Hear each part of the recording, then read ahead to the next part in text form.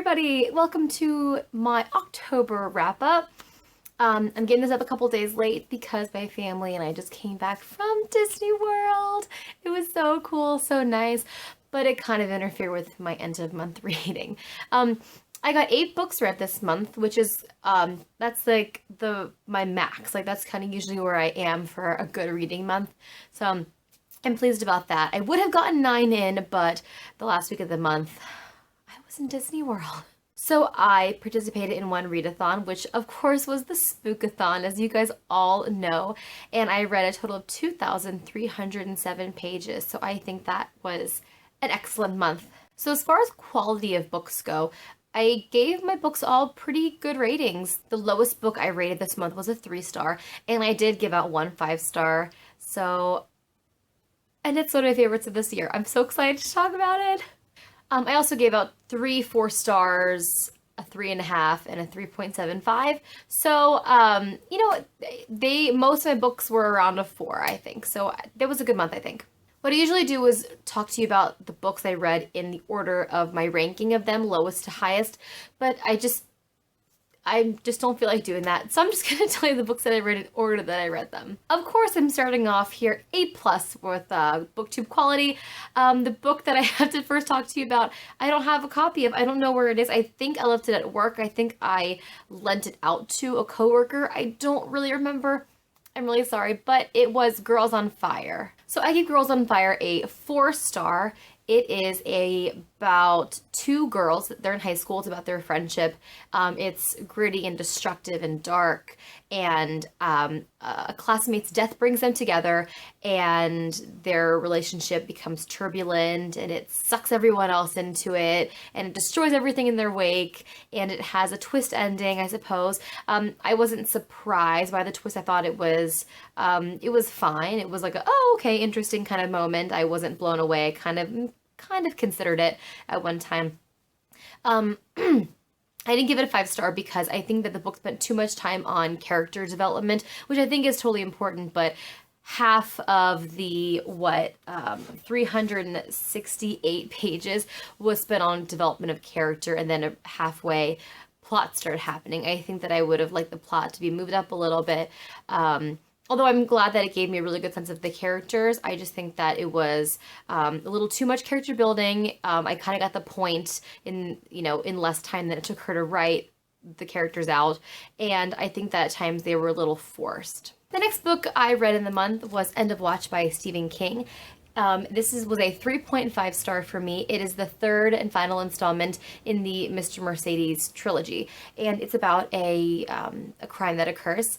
A guy drives his Mercedes into a big crowd of people and kills a lot of them, mutilates many of them, and so this is the final installment.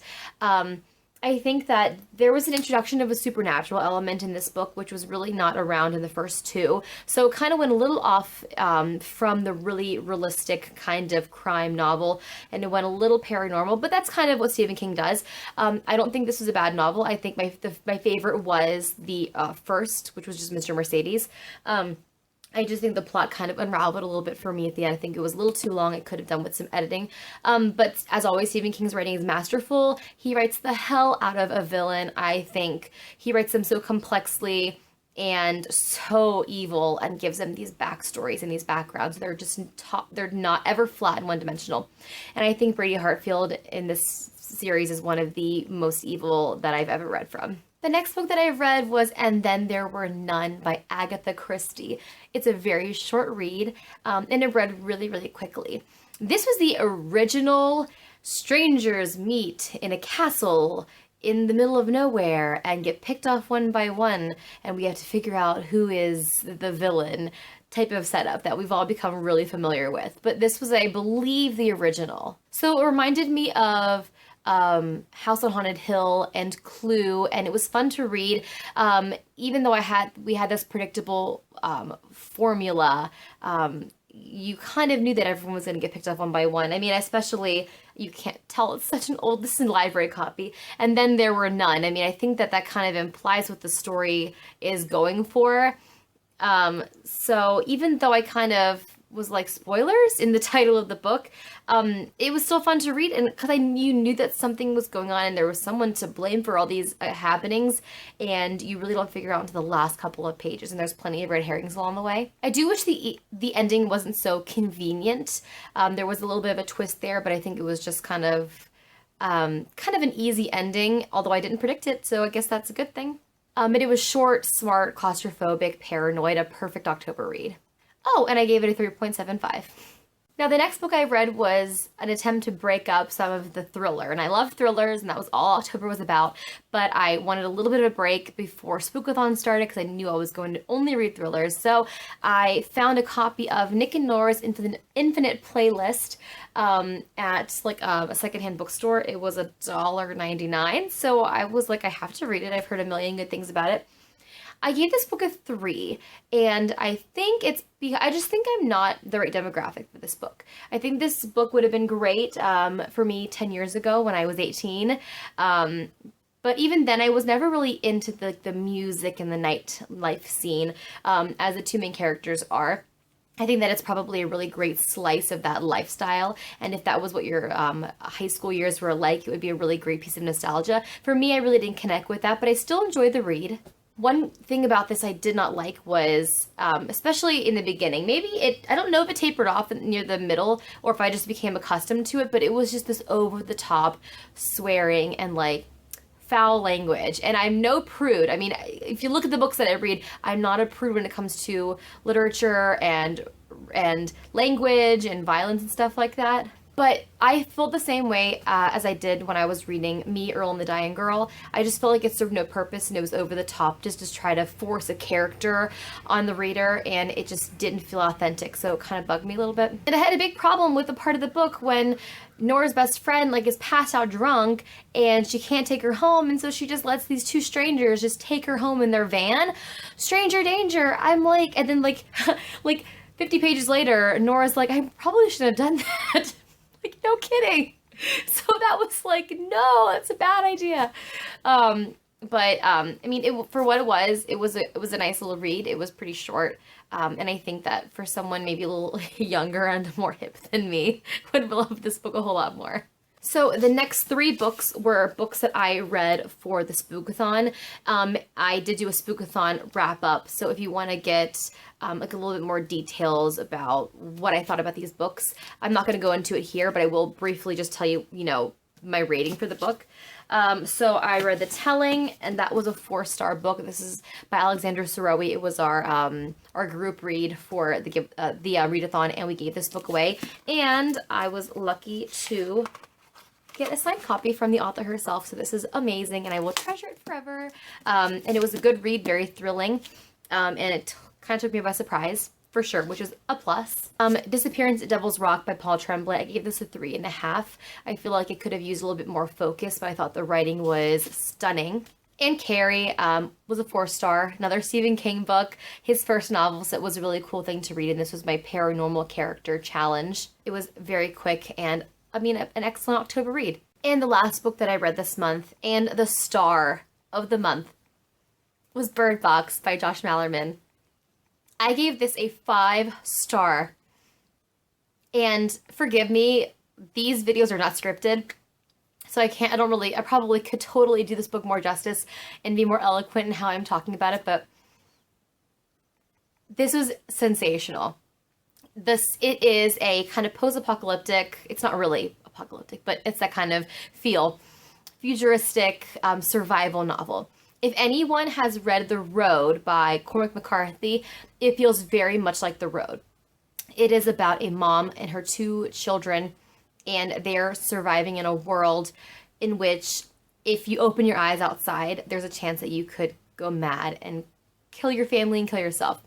There is an unknown force or being or creature out in the world that seems to be multiplying over time, that if you see it, if you make eye contact, or if you see this creature, it will make you go mad and kill everyone, including yourself, in these horrible, brutal ways.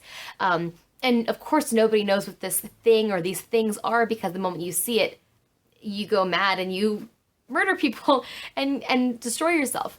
So over time, people have learned to not look outside, or when they go outside, they're blindfolded, or they blinded themselves, so they can't have this happen.